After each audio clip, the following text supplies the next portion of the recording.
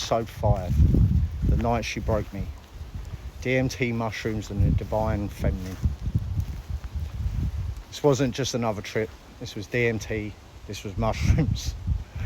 This was her, the divine feminine, Carly in full force. Last night I got broken.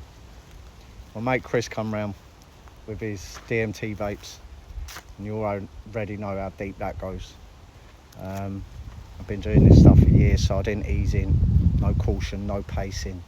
Just 3 or 4 really long, hard hits. And before I knew it, I was on my hands and knees, growling like an animal, crawling towards the floor. I don't remember crawling. I remember being sat on the floor, leaning up against the bench, which is actually my bed. That's where I'll sleep, beneath the stars.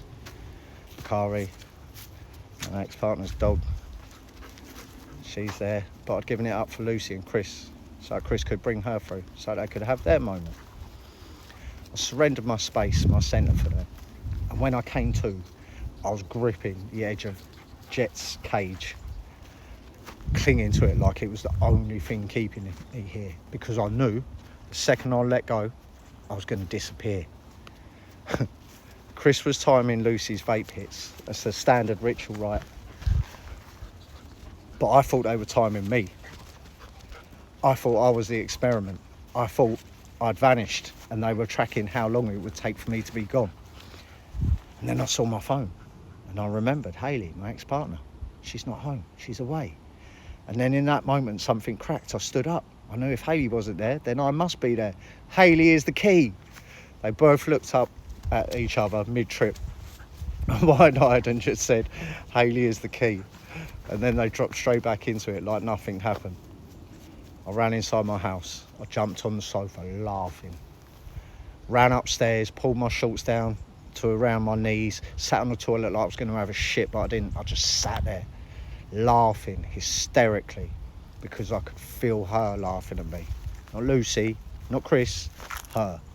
The mushrooms, the divine feminine, Carly herself, tag teamed by the whole fucking cosmos, laughing at me. Not cruelly, knowingly. I ended up in the bath, standing there, cock hanging out, screaming through the window at the two of them and the universe. Fuck you two, fuck my neighbours, fuck the universe, fuck me too. And the most sacred line of the night, everyone can get fucked, including me. And I meant that. With love, with rage, with surrender. And here's the thing underneath the madness. There was truth. There was ritual. I hadn't given up my space, my grounding, so they could move through softly. Chris holding her in calm, me conducting the chaos. Maybe that's what the masculine does sometimes. Holds the storm so she can open safely. That was my role. That was my right. And I needed to be broken. Because the truth is, underneath all the fire, all the madness, all the dragon defiance, I just want to be seen, accepted as I am. Even in chaos, even in wildness, even when I'm screaming at the universe with my cock out. Carly doesn't care for your pride. She cares for your truth. Last night, she took me to pieces. So I could remember one thing. I am not in control. And I never was. As I sit here now, wind is picking up. She's still here, listening, watching, laughing softly. Like she's saying, there you are. Now you remember who you serve. So yeah, I disappeared.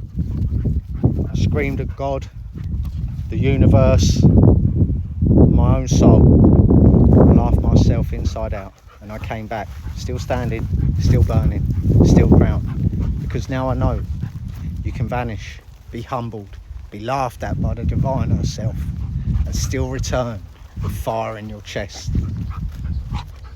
Because the fire is written in your own name.